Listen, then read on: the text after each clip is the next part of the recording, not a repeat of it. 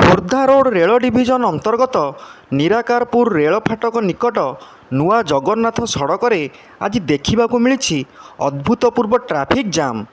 ଏକ ମାଲ ବୋଝେଇ ଟ୍ରକ୍ରେ ଯାନ୍ତ୍ରିକ ତ୍ରୁଟି ଯୋଗୁଁ ରାସ୍ତା ମଝିରେ ଅଟକି ରହିବାରୁ ଦୀର୍ଘ 3 ଘଣ୍ଟାରୁ ଅଧିକ ସମୟ ଧରି ଯାତାୟାତ ସମ୍ପୂର୍ଣ୍ଣ ବାଧାପ୍ରାପ୍ତ ହୋଇଛି। ଶହ ଶହ ଗାଡ଼ି ରାସ୍ତାର ଉଭୟ ପାର୍ଶ୍ୱରେ ଅଟକି ରହିଥିବା ବେଳେ ପ୍ରଚଣ୍ଡ ଗ୍ରୀଷ୍ମ ପ୍ରବାହ ମଧ୍ୟରେ ଲୋକେ ନାହିଁ ନଥିବା ଅସୁବିଧାର ସମ୍ମୁଖୀନ ହୋଇଥିଲେ। ପୁରୀ ପଟୁ ରାମେଶ୍ୱର ଅଭିମୁଖେ ଆସୁଥିବା ଏକ ମାଲ ବୋଝେଇ ଟ୍ରକ୍ ନିରାକାରପୁର ରେଳ ଫାଟକ ନିକଟରେ ହଠାତ୍ ଯାନ୍ତ୍ରିକ ତ୍ରୁଟିର ଶିକାର ହୋଇ ରାସ୍ତା ମଝିରେ ଅଟକି ରହିଥିଲା।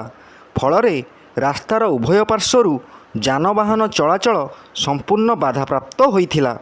ଦୀର୍ଘ 3 ଘଣ୍ଟାରୁ ଅଧିକ ସମୟ ଧରି ଟ୍ରାଫିକ୍ ଜାମ୍ ଲାଗି ରହିଥିବା ବେଳେ ରାସ୍ତାର ଦୁଇ ପାର୍ଶ୍ୱରେ ଶହ ଶହ ଗାଡ଼ି ଅଟକି ରହିଥିଲା। ପ୍ରଚଣ୍ଡ ଖରା ଓ ଗ୍ରୀଷ୍ମ ପ୍ରବାହ ମଧ୍ୟରେ ଫସି ରହିଥିବା ଯାତ୍ରୀମାନେ ଅସହ୍ୟ ଯନ୍ତ୍ରଣା ଭୋଗିଥିଲେ।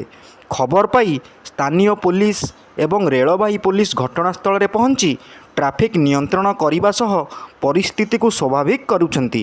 ତେବେ ପୋଲିସର ବିଳମ୍ବିତ ପହଞ୍ଚିବାକୁ ନେଇ ସାଧାରଣ ଲୋକଙ୍କ ମଧ୍ୟରେ ଅସନ୍ତୋଷ ପ୍ରକାଶ ପାଇଛି। ଖୋର୍ଦ୍ଧା ଜିଲ୍ଲା ଟାଙ୍ଗୀରୁ ଅଭିଜିତ ଦାସଙ୍କ ରିପୋର୍ଟ, G9 ଓଡ଼ିଆ।